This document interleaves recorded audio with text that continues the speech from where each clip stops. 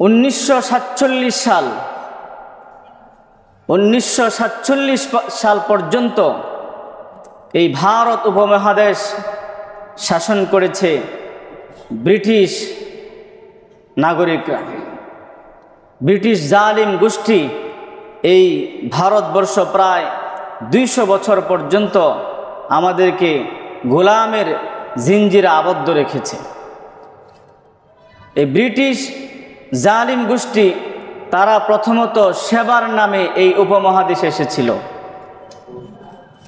সেবার নামে বিভিন্ন এনজিও কোম্পানি চালু করছিল, বিভিন্ন সেবা দেয়, এখনও আছে বিভিন্ন এনজিও। খ্রিস্টান তারা বিভিন্ন সেবা প্রদান করে, যেরকম গর্ভাবস্থায় মায়েদের সেবা প্রদান করে, অমুক সেবা তমুক সেবা, আরও কত ধরনের সেবা দেয়। আবার আমাদের দেশের প্রায় আপনার একবারে দেশের শেষ প্রান্তগুলোতে যেখানে মানুষের তেমন যাওয়া আসা হয় না, সেই এলাকাগুলোতে তাদের বিচরণ খুব বেশি। তারা সেই এলাকাগুলোতে আপনার গরিব অসহায় মানুষদেরকে সাহায্য সহযোগিতা করে, আর এই সুযোগে মানুষের ঈমানটাকে নষ্ট করে ফেলে। দলে দলে মানুষ খ্রিস্টান হয়ে যায়। প্রিয় হাজরিন, প্রায় 400, এখন থেকে প্রায় 400 বছর পূর্বে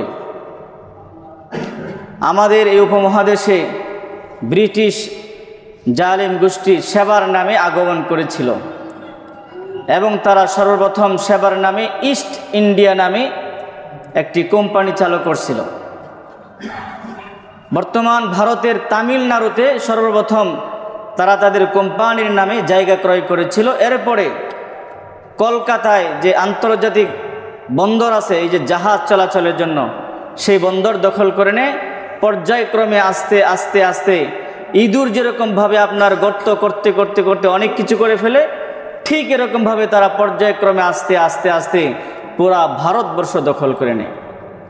আল্লাহ রাব্বুল আলামিনের বড় দয়া, বড় মেহেরবানি, আল্লাহর এক প্রিয় বান্দার ফতোয়ার বদৌলতে যখন মুসলমান এবং উপমহাদেশের মানুষ সেই ব্রিটিশ নাগরিকদের, ব্রিটিশ জালিম গোষ্ঠীদের বিরুদ্ধে প্রতিরোধ গড়ে তুলল, আন্দোলন গড়ে তুলল, এক পর্যায়ে তারা এই উপমহাদেশ ছাড়তে বাধ্য হলো। যেই মহান ব্যক্তির ফতোয়ায় এই আন্দোলন গড়ে উঠছিল তিনি হলেন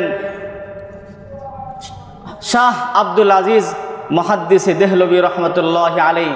তিনি বলেছিলেন ইংরেজদের বিরুদ্ধে যুদ্ধ করা সকল উপমহাদেশের মানুষের উপর ফরজ।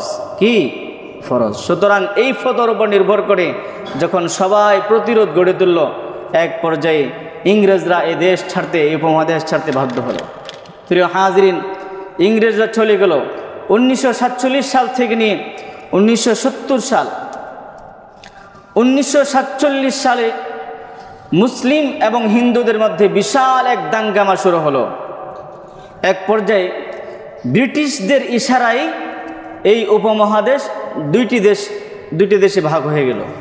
একটি হলো ভারত আর একটি পাকিস্তান। ভারতের অধিকাংশ মানুষ হিন্দু ছিল আর পাকিস্তানের অধিকাংশ মানুষ কি ছিলেন? মুসলমান।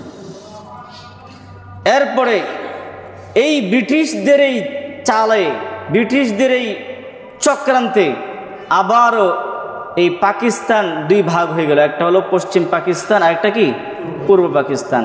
পূর্ব পাকিস্তান আমাদের বাংলাদেশ। পূর্ব পাকিস্তান মানে কি আমাদের বাংলাদেশ, আর বর্তমান যে পাকিস্তান বলে সেটা হলো পশ্চিম পাকিস্তান। প্রিয় হাজরিন, তখন এই দুটি পশ্চিম পাকিস্তান পূর্ব পাকিস্তান হয়ে গেল। এরপর থেকে যেহেতু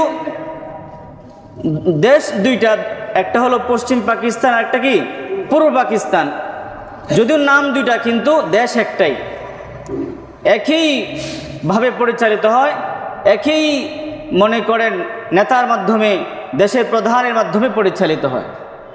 সেই হিসাবে যখন পশ্চিম পাকিস্তান পূর্ব পাকিস্তান একই ব্যক্তির মাধ্যমে পরিচালিত হয়, সুতরাং তখন পাকিস্তান যেরকমভাবে, পশ্চিম পাকিস্তান যেরকম তারা তাদের যা কিছু পাওয়ার উপযুক্ত, এরকম পূর্ব পাকিস্তানের মানুষরা তা পাওয়ার উপযুক্ত কিনা? তারাও সেগুলো পাওয়ার উপযুক্ত।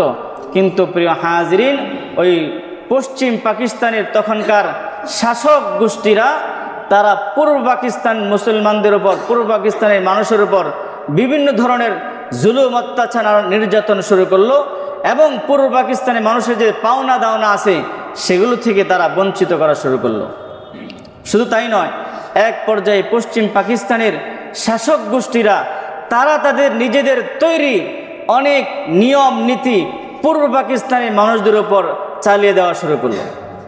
1952 সালে তারা ঘোষণা করলো যে পূর্ব পাকিস্তানের রাষ্ট্রীয় ভাষা হবে উর্দু।